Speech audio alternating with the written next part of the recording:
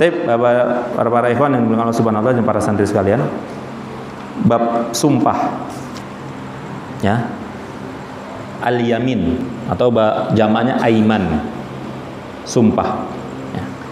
Sumpah itu secara bahasa jamak dari kata aiman, apa yamin, artinya apa? Ya sumpah.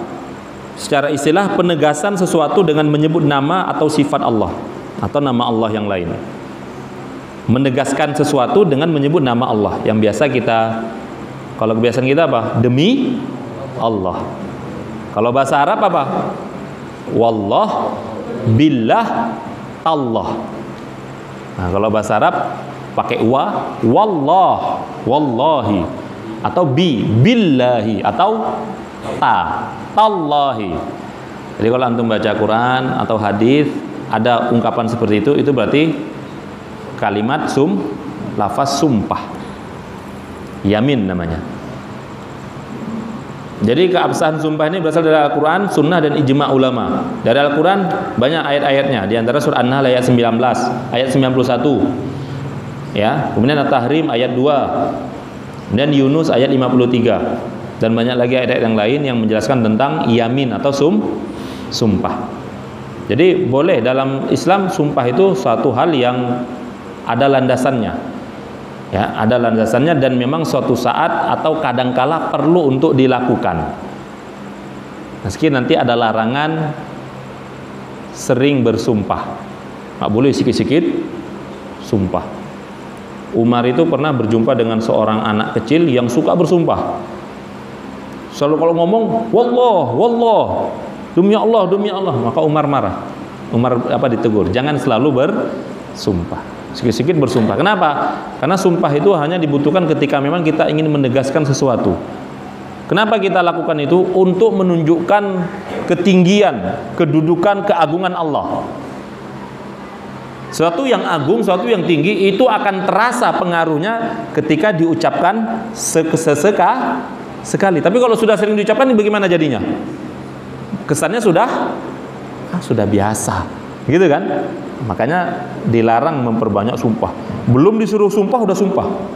Demi Allah enggak ada, demi Allah enggak, demi Allah begini. Jangan. Ya, jangan. Kemudian dari hadis Nabi, banyak hadis-hadis yang Rasulullah itu beliau sendiri mengatakan wallazi, seringkali dalam hadis beliau mengatakan apa? Wallazi nafsi biyadih, demi zat yang jiwaku berada di genggaman tangannya. Maksudnya apa? Demi Allah. Ya, jadi banyak seperti itu. Kemudian pembagian sumpah. Sumpah ini terbagi dua. Ya. Menjadi dua macam. Yang pertama adalah qasam, namanya al-qasam. Nah, qasam ini sumpah yang biasa dilakukan untuk untuk mengagungkan sandaran yang disumpahi. Contoh tadi demi Allah. Ya. Saya akan melakukan hal ini. Atau demi Allah saya tidak melakukannya. Artinya untuk menegaskan kalau dia melakukan atau tidak melakukan sesuatu. Itu namanya qasam. Yang kedua, ada jenisnya syarat wal jaza, syarat dan balasan. Nah, ini yang biasa kita kenal, biasanya yang sering terjadi antara suami dan istri. Demi Allah, kalau kamu keluar dari rumah maka jatuh talak. Dia katakan kepada istrinya seperti itu. Dia bersumpah kalau istrinya melakukan keluar dari rumah maka jatuh talak satu, maka engkau aku ceraikan. Ya, atau melarang. Ya, sama juga. Mencegah atau melarang. Ini dua jenis sumpah. Kemudian poin selanjutnya, tidak sepatutnya memperbanyak sumpah berkali-kali. Yang tadi sudah kita sampaikan. Ya, sudah kita sampaikan. Artinya kenapa kita dilarang untuk meminimalisir sumpah? Karena orang yang suka bersumpah dengan sesuatu yang sepele dan besar dengan menyebutkan nama Allah, maka ucapannya akan selalu diiringi sumpahnya tersebut. Artinya apa tadi? Karena dia selalu bersumpah demi Allah, akhirnya dianggap remeh. Ya, padahal ada hadis Rasulullah mengatakan, siapa yang sudah bersumpah dengan nama Allah maka tinggalkan dia. Artinya apa? Misalnya ada sesuatu hal yang kita ingin kejujuran dari dia. Dia bersumpah dengan nama Allah, dia tidak melakukannya, maka nggak boleh lagi kita dosa. Hatta meskipun kita memang tahu. Jadi Nabi Isa itu, Pak, ada satu riwayat Nabi Isa itu pernah jelas melihat seorang laki-laki mencuri. Kemudian ditanyalah Nabi Isa, kamu mencuri? Kamu tadi yang mencuri kan? Kata laki-laki, tidak, demi Allah, bukan saya yang mencuri.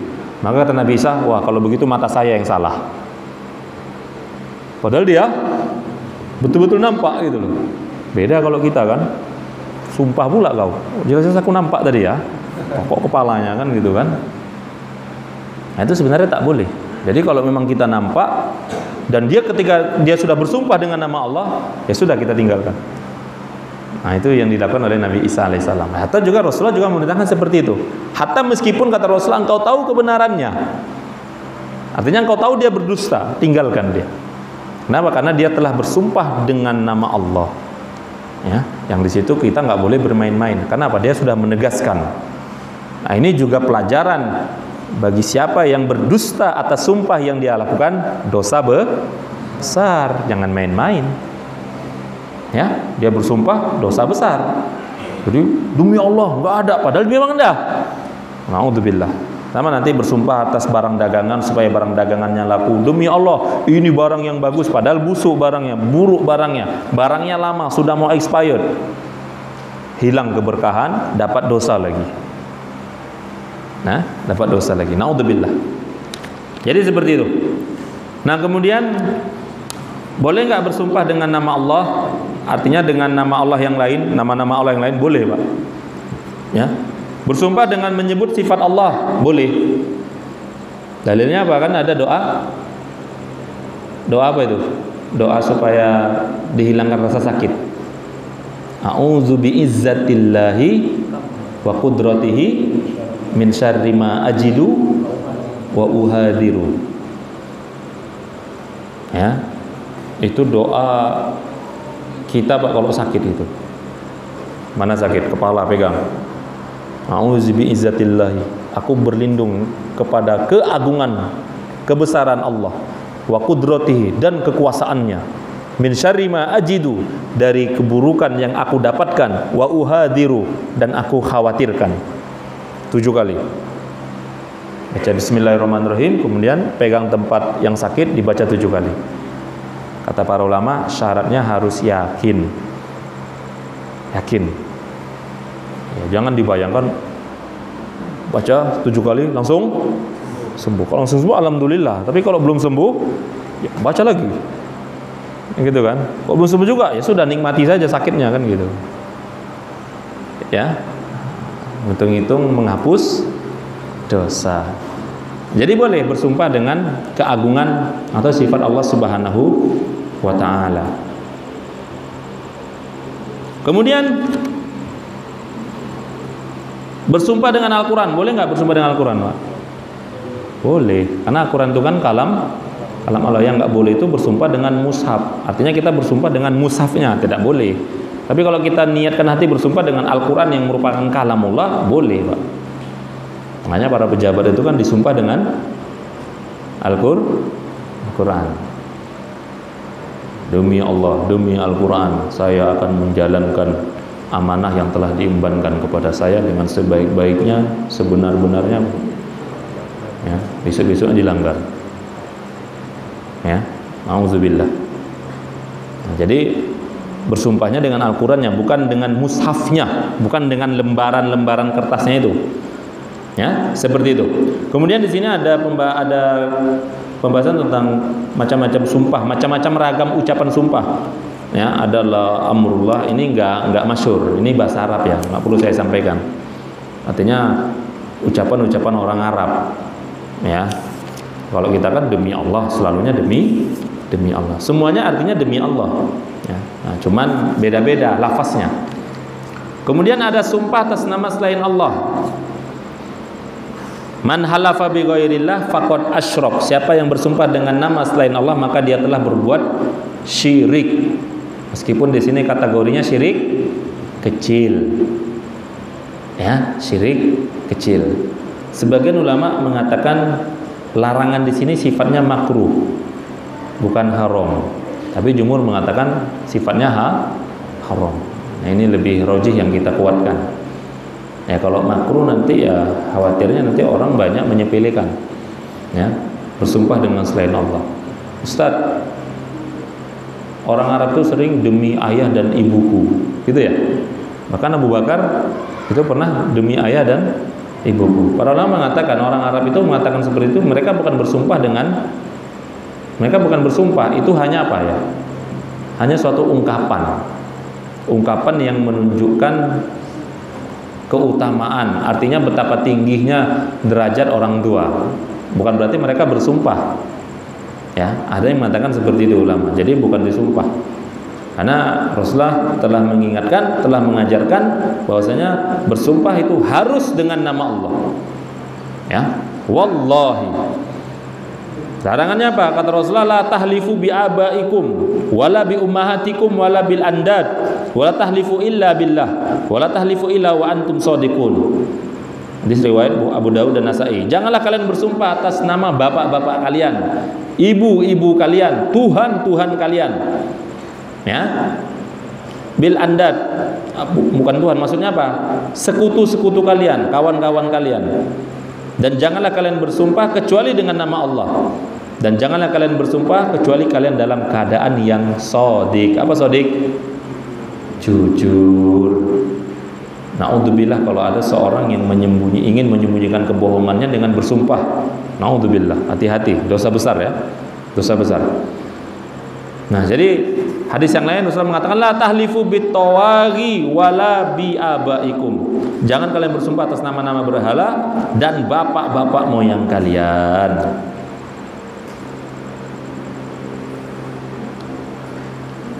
Kemudian apa yang harus dilakukan oleh orang yang bersumpah atas nama selain Allah?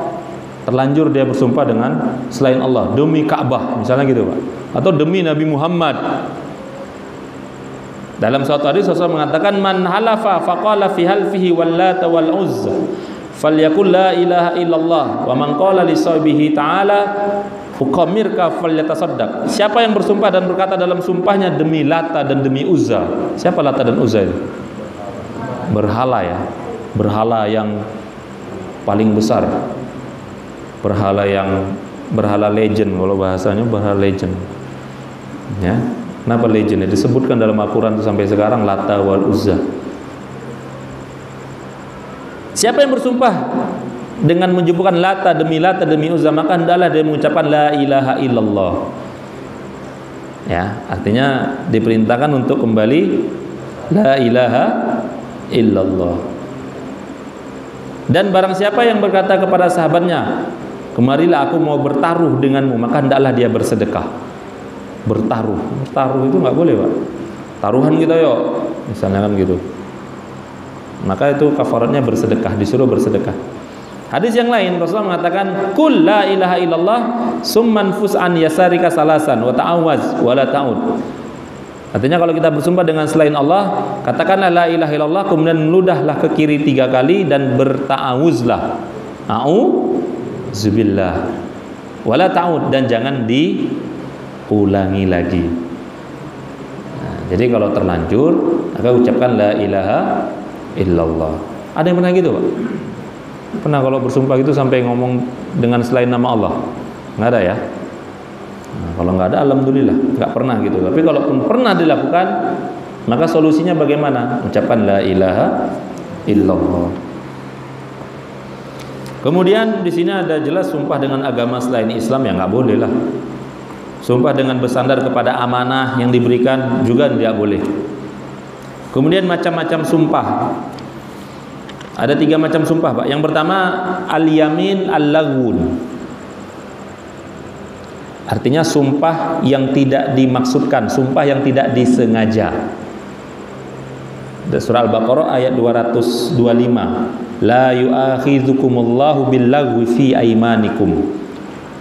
Allah tidak menghukum kamu disebabkan sumpah yang tidak dimaksud untuk bersumpah.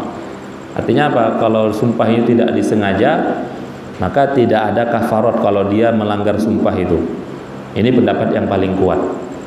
Ya, artinya dia bersumpah dengan sesuatu tidak dia sengaja. Ya. Tidak disengaja ini apa? Berarti dia dalam keadaan marah. atau dalam keadaan apa? Dipaksa, atau dalam keadaan salah gitu loh, tidak sengaja. Ya. Nah, maka ini termasuk al-yamin al-laghu. Ya, sumpah yang tidak hanya dalam sekadar bahasa saja. Jadi bukan diniatkan untuk betul-betul bersumpah, tidak ada kesungguhan hati. Ya, tidak ada kesungguhan hati. Nah, jadi kaitan dengan yang pertama ini tidak ada hukuman, artinya tidak berdosa dan tidak terkena kafarat. Ya, tidak terkena kafarat. Kemudian yang kedua, al-yamin al-ghamus, sumpah yang dusta. Sumpah yang dusta. Nah, artinya sumpah yang mengenai perkara yang sudah berlaku dan dia sengaja berbohong. Ya, sengaja berbohong guna menyalahi orang lain. Persaksian palsu disebut juga sebagai persaksian palsu. Dikatakan gomus, kata Ibnu Atsir, karena menjerumuskan orang yang melakukannya ke dalam api neraka. Jadi al-yamin al-ghamus, sumpah palsu ini atau sumpah dusta ini dosa besar, Pak.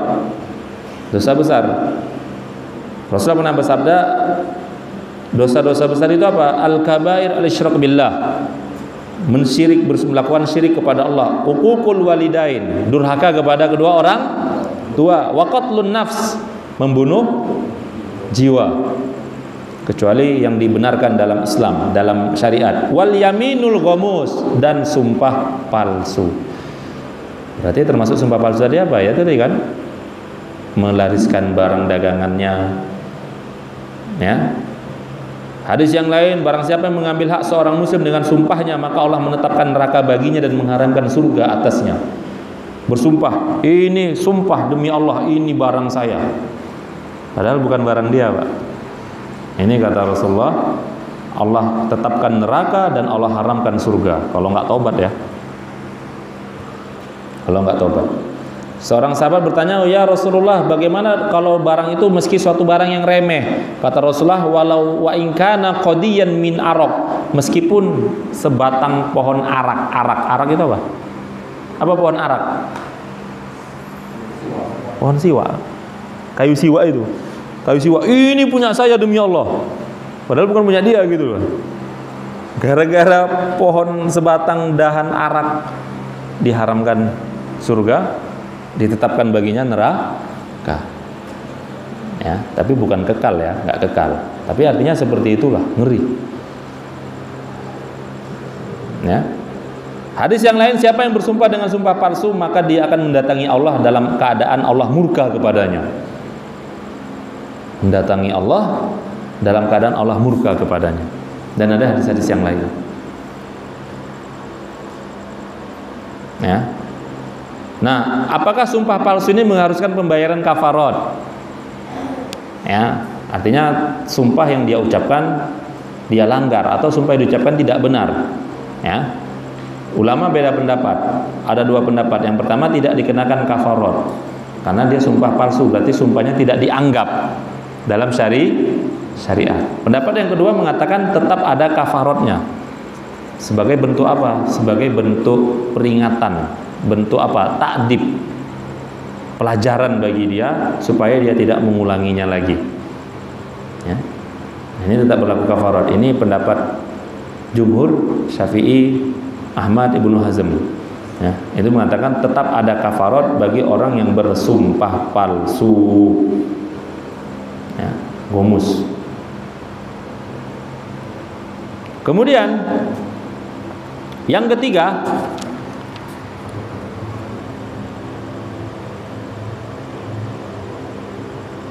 al-yamin al-munaqadah, sumpah yang terikat. Nah, ini sumpah yang syar'i lah, sumpah yang betul-betul terjadi, ya, yang memang bersifat mungkin menurut akal, baik dalam hal positif maupun negatif. Seperti perkataan seorang, demi Allah aku akan melakukannya, ya, atau demi Allah aku tidak akan melakukannya, demi Allah aku akan sholat, misalnya kan gitu, demi Allah aku akan sholat sunnah, atau demi Allah aku tidak akan minum khamar. Nah, ini sumpah yamin al-munaqadah. Jadi orang yang bersumpah telah bertekad bulat dalam hatinya itu untuk mengerjakan atau tidak mengerjakan sesuatu. Kemudian dia ucapkan, dia nyatakan dengan sumpah. Ya, dengan sumpah. Namun ada syarat yamin munaqadah ini yang harus dipenuhi baru dianggap sumpahnya itu sumpah munaqadah. Yang pertama, syarat bagi orang yang mengucapkan sumpah yaitu balik, Islam, dan berakal sehat. Yang pertama balik, yang kedua berakal sehat, yang ketiga Islam, yang keempat pengucapan sumpah. Jadi sumpahnya itu diucapkan, bukan dalam hati, tapi diucapkan, dilafazkan. Berarti kalau belum dilafazkan maka belum dianggap sumpah. Yang kelima dimaksudkan, artinya tidak ada memang dia maksudkan bukan karena faktor yang lain, ya. Jadi bukan karena tadi seperti yamin lagwi tadi tidak sengaja, ya, tapi memang dimaksudkan. Yang keenam dengan kemauan sendiri, artinya dia tidak dipaksa, ya, tidak dipaksa. Kemudian syarat yang terdapat pada perkara yang dijadikan sumpah itu hendaknya sesuatu yang akan datang, belum terjadi ke depan, atau akan terjadi dan pasti terjadi. Artinya mustahil tidak terjadi. Jadi bukan hal yang aneh gitu, ya, bukan hal yang di luar akal, tapi memang hal yang akan masuk akal, ya. Nah, terus kaitannya dengan yamin munaqadah ini bagaimana kalau dilanggar, ya? Bagaimana kalau dilanggar? Konsekuensi jika kondisi lupa, keliru atau terpaksa membatalkan pelanggaran sumpah. Ya. Lupa, dia bersumpah ini Pak, bersumpah tidak akan melakukan sesuatu. Rupanya dilakukan karena lupa atau karena keliru atau karena dipaksa. Ini dia dianggap belum melanggar sumpah. Kalau dia karena keliru, karena dipaksa, atau karena lupa. Karena Rasulullah mengatakan, Innallaha tajawaza li an ummati al khata' wan nisyan wa mastukrihu alaihi. Allah memberikan keringanan kepada umatku 3 hal. Salah, keliru, lupa, dan dipaksa. Berarti apa? Masih dilanjutkan, sumpahnya masih berlaku. Kemudian mengatakan istisna, insya Allah, demi Allah saya akan melakukan ini, insya Allah. Nah itu kalau udah kata-kata insya Allah tidak dianggap sumpah, ya. Tapi ada ulama mensyaratkan ucapan insya Allahnya satu tidak ada jeda dengan ucapan sumpah. Demi Allah saya akan melakukan hal ini, insya Allah. Tapi kalau ada jeda, demi Allah saya akan melakukan ini, ada jeda Pak, insya Allah. Nah itu dianggap sumpah. Ya, jadi kalau sudah ada insya Allahnya ya berarti tidak dianggap sumpah. Meskipun ada ulama mengatakan tergantung niat dia tuh bersumpah atau tidak, kan gitu. Ya. Nah lantas bagaimana kalau seandainya melanggar sumpah? Ya, ada 3 kafaratnya, dendanya. Melanggar sumpah, kita bersumpah tidak akan melakukan sesuatu, ternyata malah kita lakukan. Kita bersumpah untuk meninggalkan sesuatu, malah kita kerjakan. Berarti kan melanggar sumpah. Kecuali kalau sumpah kita itu sumpah yang melanggar perintah Allah atau melanggar larangan Allah atau meninggalkan perintah Allah. Demi Allah, saya tidak mau sholat. Rupanya sholat dia Pak. Ya kan? Kata para ulama, haram melakukan sumpah dengan kemaksiatan. Haram. Dia harus langgar sumpah itu, tapi dia tetap harus bayar kafarat. Dia tetap harus melakukan kafaratnya. Satu sisi sumpahnya tidak dianggap, artinya satu sisi sumpahnya itu dianggap maksiat, tapi dia tetap harus melakukan kafarat. Apa kafarat sumpah? Kafaratul yamin. Kalau sering kita dengar itu kafaratul yamin. 3 dalam surat Al-Maidah ayat 89 itu dalilnya. Perintah Allah, kalau kalian melanggar sumpah-sumpah kalian, maka yang pertama apa? It'amu asyarati masakin, memberi makan 10 orang miskin. Ini pertama. Ini urutan ya, bukan pilihan. memberi makan 10 orang miskin. Bagaimana apanya teknisnya? Banyak ulama berpendapat, tapi yang paling apa itu menurut tradisi kebiasaan di satu tempat masing-masing. Kan gitu. Ada yang ulama berpendapat di sini Syafi'i mengatakan sesuai dengan takaran apa? Mud. Fidyah itu berapa? Fidyah itu berapa? Satu apa? Satu mud sekali makan. Ada yang mengatakan satu mud itu 0,8 gram, 0,8 kilo, 800 gram. Satu sok itu 4 mud. Satu mud itu, makanya sebenarnya ukuran mud sok itu sulit, Pak. Karena ukuran, kalau dalam ketika masa Rasulullah itu mud itu apa namanya? Ukuran 2 telapak tangan orang dewasa, satu mud. Kalau satu sok 4 mud. Hanya zakat fitrah itu satu sok berarti 4 mud. Kalau dikalkulasikan Abu Hanifah mazhab Hanafi 3,8 kilo. Jadi kemarin kalau zakat fitrahnya mau pakai duit, mazhab Hanafi membolehkan, tapi ukurannya 3,8 kilo beras. Jangan pakai duit, tapi ukurannya 2,7 kilo. Salah. Ini mencampur aduk antara mazhab Hanafi dan mazhab Syafi'i. Ya nggak sah. Kalau ikut Hanafi berarti 3,8 kilo beras, harga 3,8 kilo. Jangan saya ikut Hanafi Ustaz bayar pakai duit. Berapa? Ya 2,7 kilo lah berasnya. Salah. Berarti 3,8. Kalau mazhab Maliki, Syafi'i dan Hambali 2,75 kilo atau 2,8. Genapkanlah 3 kilo, lebihkan lebih bagus. Nah, jadi pendapat Nabi kuat itu memberi makan ya seperti biasa, memberi makan 10 orang miskin. Boleh nggak usah satu orang satu miskin dikasih makan 10 kali? Ada yang membolehkan. Kalau nggak sanggup, yang kedua memberi pakaian. Memberi pakaian 10 orang juga, 10 orang miskin. Pakaiannya bagaimana? Yang sesuai lah, yang tertutup auratnya untuk mengerjakan sholat. Jadi kalau laki-laki ya dari bahu sampai bawah lutut. Kalau perempuan lengkaplah dari jilbab, jubah sampai bawah. Ya. Tak sanggup juga tahrir raqabah, bebaskan budak. Hari ini kan nggak ada. Nggak sanggup.